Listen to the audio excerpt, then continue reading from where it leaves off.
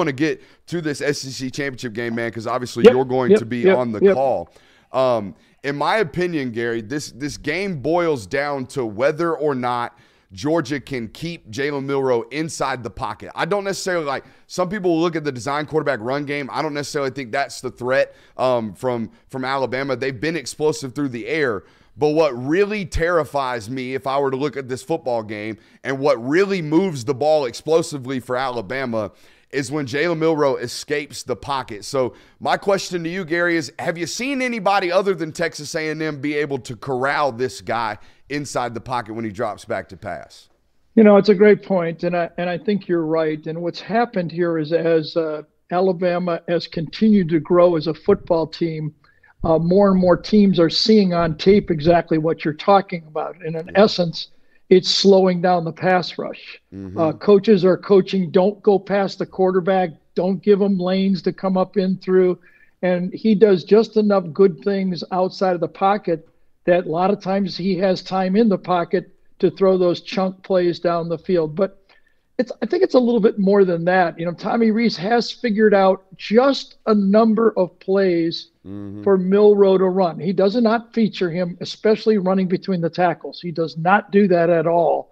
But he does give him a few plays to keep the defense honest.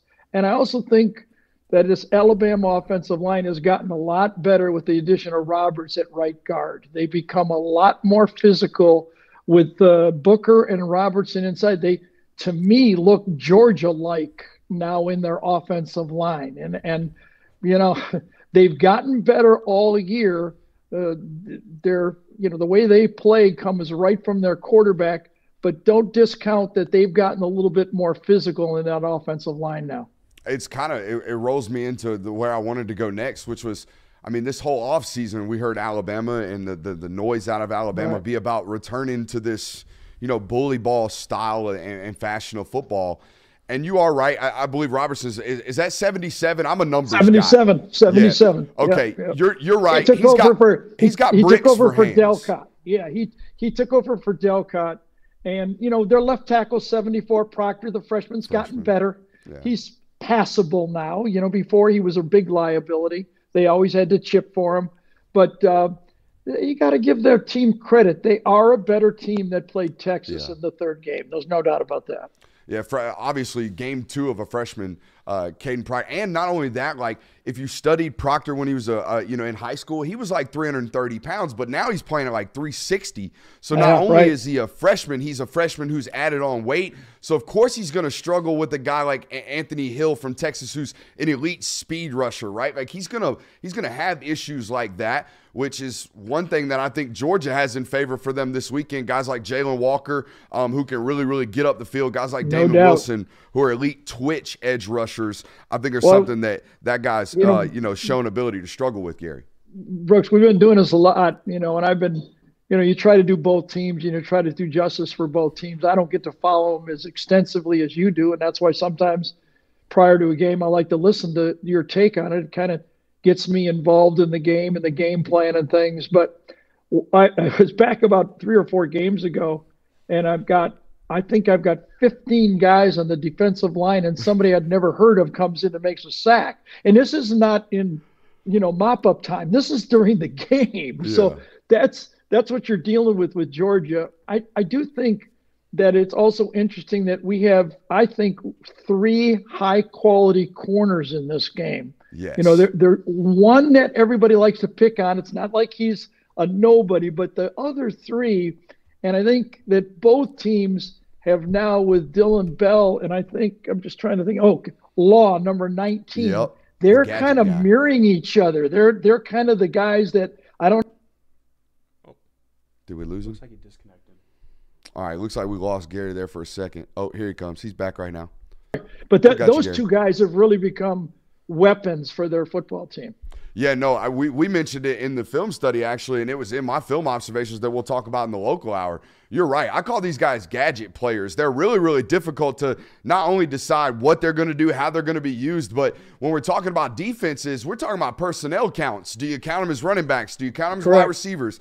Like, we're really, really starting to finagle with how defenses approach base personnel. But I thought that, too, I thought that as well until I really saw Dillon Bell just play wide receiver that game. Yeah. And then I went, he's really unique. What Kendrick Law does, though, for Alabama, he blocks, too. Yeah. So when he comes in and he fits on those shotgun ISOs, he's willing to block. Really, really, to me, interesting game. I do think this. I think Kirby is going to go back and defend Jalen Milroe like he did Cam Newton when he was at Bama. And the way I know they're not the exact guys. Yeah. But also the way he defended Tebow when Tebow was at Florida for Alabama. Both times against Cam and against Tebow, they did not run the ball great against Kirby. They took away the run. They both of them actually beat him throwing the ball. So I think that's what Milroe have. I think Kirby will have a good plan for Milroe and make him beat him in the pocket. I like that. They will ultimately take away or force you to do what they think you're not best at. Correct. And when I watch him, I would want to hold him in the pocket, make him like really, really read through it and make him make tight window throws because I know Georgia can cover with the best of them. One thing I've noticed about this Alabama offense, Gary, and it showed up in that Iron Bowl that you called and I want to talk about, but this defense or this offense, because they're so ultra dependent upon the home run hit, like the home run shot, they wind up finding themselves in 3rd and 12, 3rd and 15, 3rd and 17, 3rd and 20, more than any other successful offense that I have studied. Yeah, the game was a big surprise to me. I will have to admit that. You know, you watch a bunch of tape of the Auburn. I figured that with Tommy Rees and the way he's brought Milroe along and the effectiveness of them being able to move the ball around now with Isaiah Bond, they had another receiver, Burton. You know what he's like. Yeah. I did not think they'd have as much trouble as they did in this game. I had a bit of a feeling that they were just nervous, that they, you know, did not want to get beaten this game and kind of heard all the rumors about how tough and all the bad things that happened in that stadium. Mm-hmm. And darn if they didn't just kind of let it get in their way. I mean, it was surprising to me that Auburn was able to run the ball as well as they could without a passing game in that game. And they kind of did a very similar thing to Georgia did Auburn, where it's like, we're going to be almost like a triple option football team today and involve the quarterback in the run game so much that it's going to give you problems because you're not accounting for the quarterback correctly in the run count. Now, on the other side of this, though, the flip side is that Georgia will not present that problem to Alabama. They're not going to run their quarterback, so they're going to have to figure out a way to be able to make Carson Beck somebody to stop the way he's been doing it all year. I mean, he has been the best passing pocket quarterback, the best NFL quarterback in this league this year. And if he continues to play at that rate, it'll be tough for any college team to stop this offense. That's a Carson Beck over Jaden Daniels for an NFL comp take from our man. Well, I'll take Jaden Daniels on my team, though. I'll give you that. I'll take him on my team, that's for sure.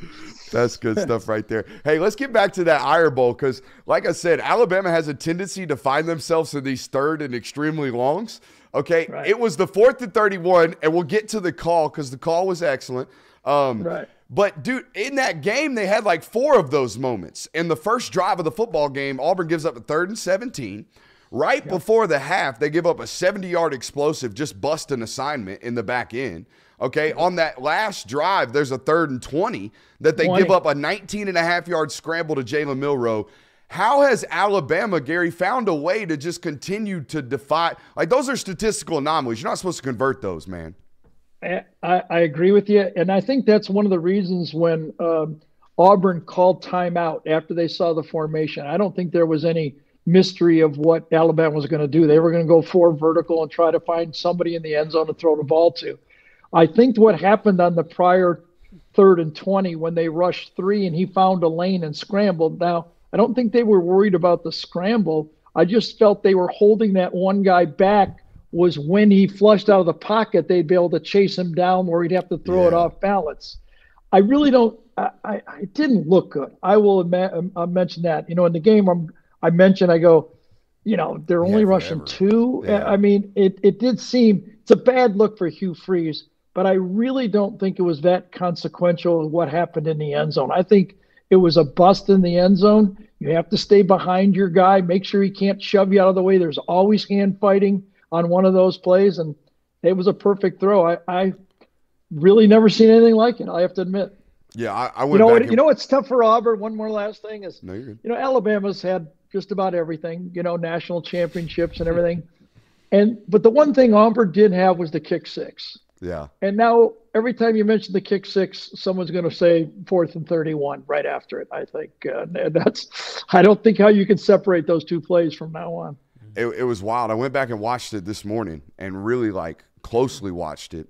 And if you pay attention, Gary, Auburn's running a safety clear across the field right before the snap after a timeout. So I know that they were in prevent, but they were in prevent and had a guy that was running clear across. I promise you, if you go back and watch it, the safety that kind of crosses with Isaiah Bond and number 84, and they switch, that safety that gives up that play, he has to run clear across the field at the last second because they're misaligned. Also, Alabama, after Auburn called a timeout, they flip-flopped Isaiah Bond and Jermaine Burton. When they first lined up, Jermaine Burton's on the side where the touchdown pass goes, and they call a timeout, does Auburn, and Alabama flip-flops it, and then Auburn's late to get onto the field. It was a very, very eerily similar, 10 years later, to a very similar call where with Chris the Davis. Timeout and the kick six, man. Exactly. Alabama calls the timeout to lose the football game. Auburn calls the timeout in this situation to lose the football game.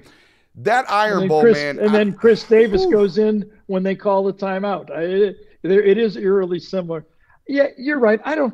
The thing is, Alabama is going to have – Nick wanted to get this team to be more balanced, and he wanted his defense to be more a part of the game, okay? Well, now Alabama's defense has to come through for him. Mm-hmm. They don't have a running quarterback. Nick is an NFL guy, and he's got basically an NFL offense he's going to go up against here. He's got to keep his offense in the game. I think Alabama's defense is the story of this game right here for Alabama to win. No, I've been watching them all year. I think that if there's anything that's been Alabama good this year and Alabama standard, it's been that daggum defense, man. They are elite, Gary. And they, like you mentioned them earlier, the corner play is exceptional.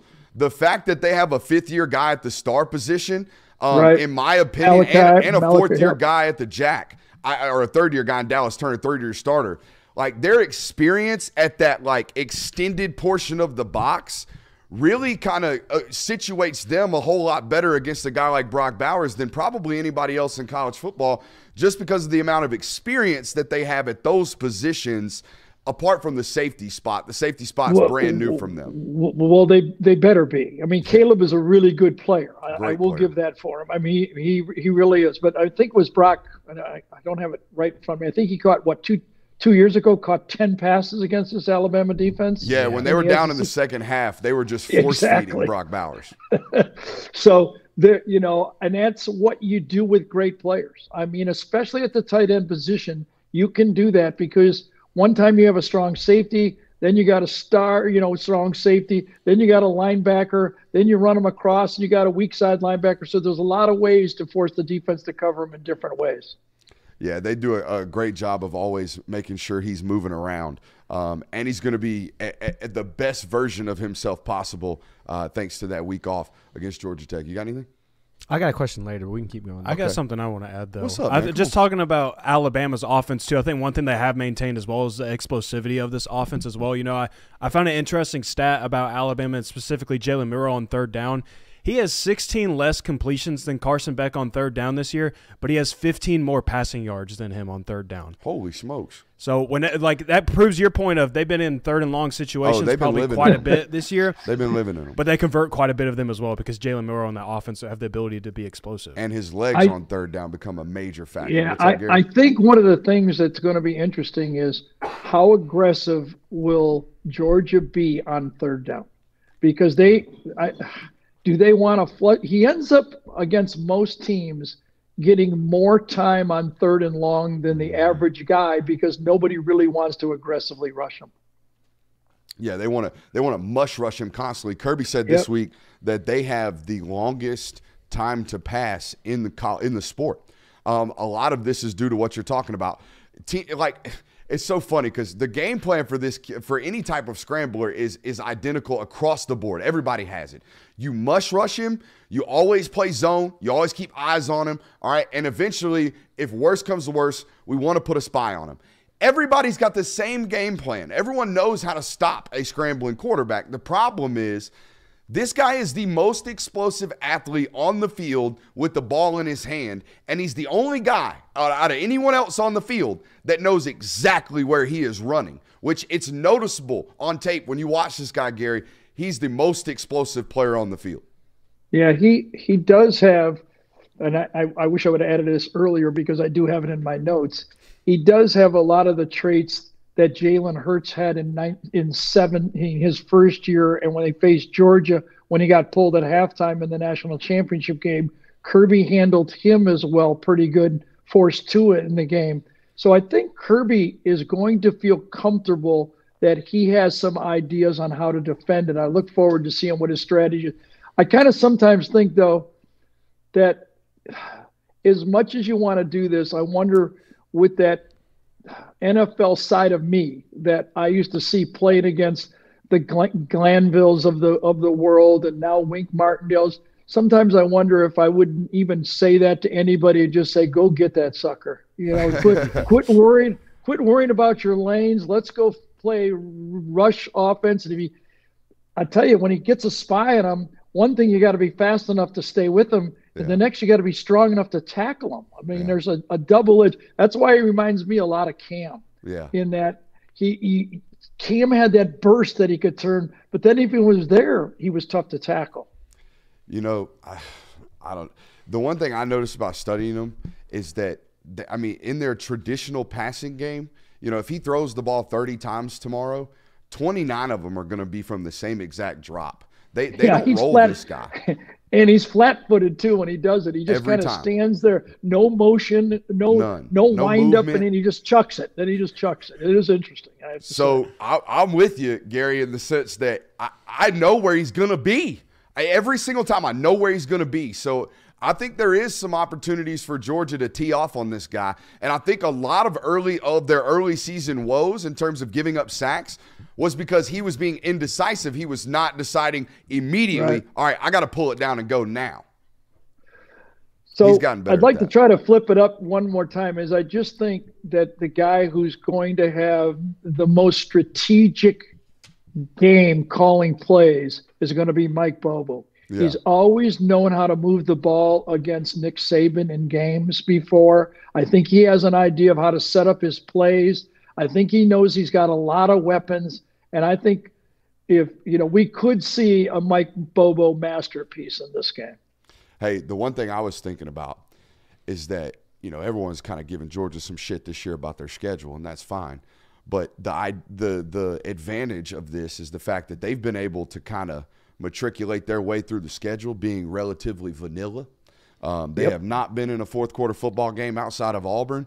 And you saw what happened when he needed to drive real quick against Auburn. That sun gun was dialing and got guys wide open. So, yeah, I'm with you. And the last, 3 or 4 weeks that Brock's been available, the last 2 games, I should say, he's been available, he hasn't been of use or extreme use like normal or, design a portion of the offense in terms of we're going to design explosives off the fact that we have 19 like they normally do. So I think the fact that like you're saying, Gary, it is a coordinator battle at some point in this football game. It ultimately comes down to winning one-on-ones and providing your opportunity for your players to get into those. And Bobo's had the ability to kind of stow them up. I do want to – I know we've been talking ball, Gary, but I do want to kind of get nostalgic with you because this is the last one. This is the last SEC championship game and SEC football game that you're going to cover before, CBS goes on to the Big Ten.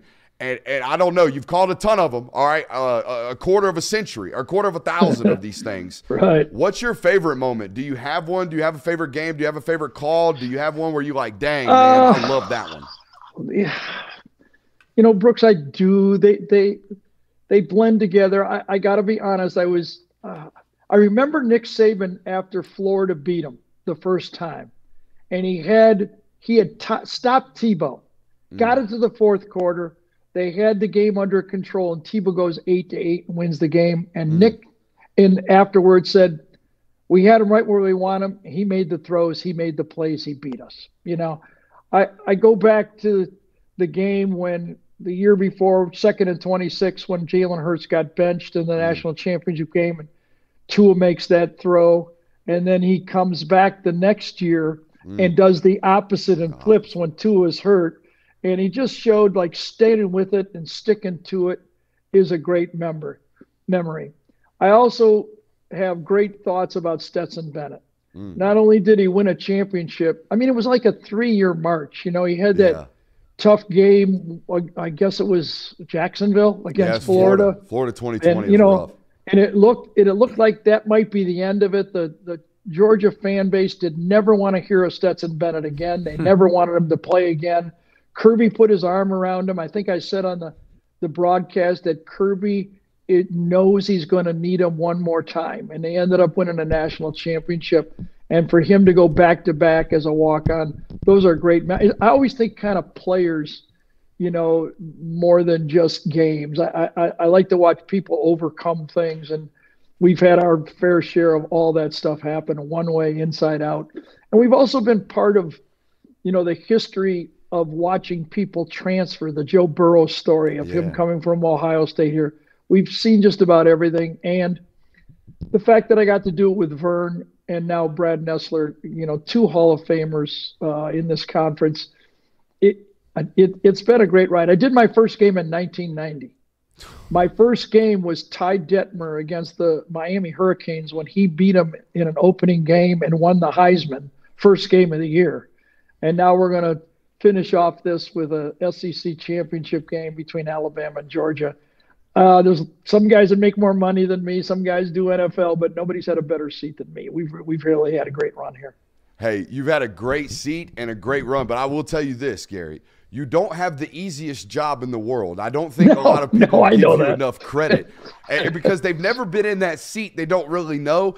I've had granted, it's been on the high school level, and I have dreams and aspirations of maybe being in that seat one day in a bigger stage, but you don't understand what all goes into the role, and I don't think the average viewer understands how little you have an opportunity to really see. You're watching the play in real time. You get one little little clip of it before the producer throws it up to the audience, and then you're having to replay it. On top of all the little vitriol you get, Gary, there's this weird vibe from SEC fans, and I don't know if you know this, okay, but I'm gonna let you know that it is a thing. Everybody in the SEC thinks you hate them and that you love Alabama. So what's the deal, man? Well, so I've been trained pretty good at this, okay? I played 13 years of NFL football and played for Detroit and Cleveland. I wasn't a bench sitter. I was a free agent, worked my way up there, and you got to have a thick skin to play quarterback in the NFL, and your 3 bad passes of being benched every time you're on the field in that league. And so you have to be able to handle the criticism, and you also have to be able to handle the fact that after the game, there are some famous plays that I was part of that didn't go my way, that weren't my fault. But I never let it on. The quarterback's job is to eat that afterwards. You got to go out there, can't throw anybody under the bus. You got to be a man and be a leader and not lose your locker room, And the guys always wanted to play for me.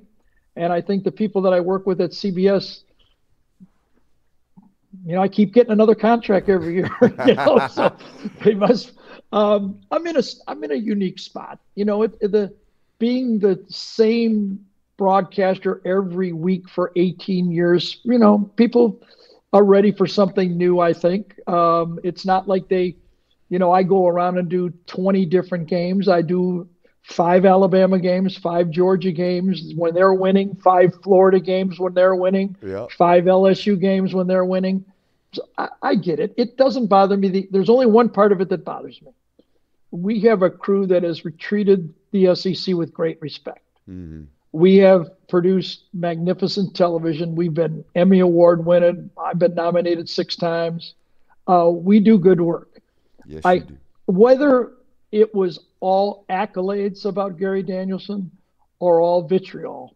The only thing I can handle that. What I don't like is that the crew and everybody that works so hard doesn't get the respect that they deserve. It becomes too much about me and not enough about the job CBS has done.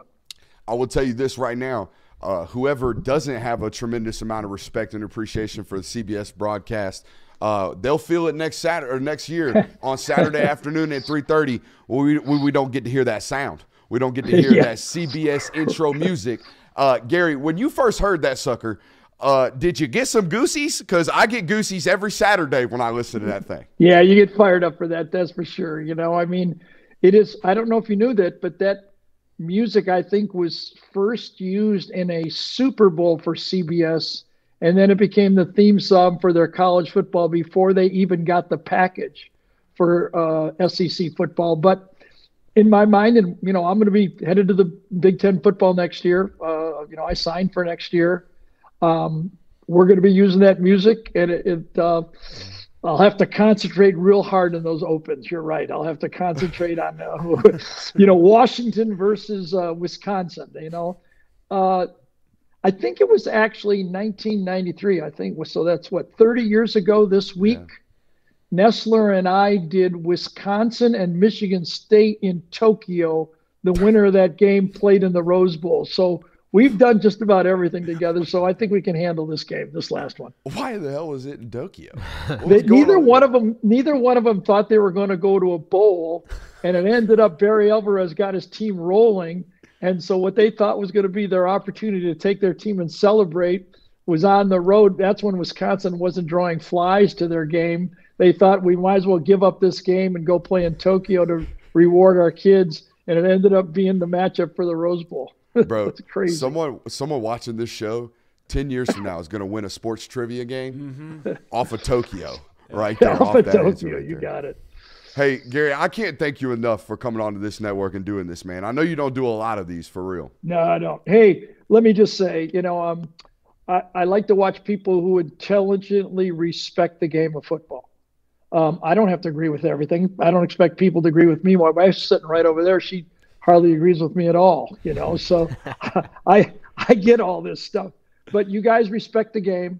And I think when people are thirsty for football, it's a hard game to understand. There's 22 moving parts all the time out there. It's not like watching baseball or basketball, you know, a lot of, you know, one-on-one stuff. Football is not one-on-one. There are battles.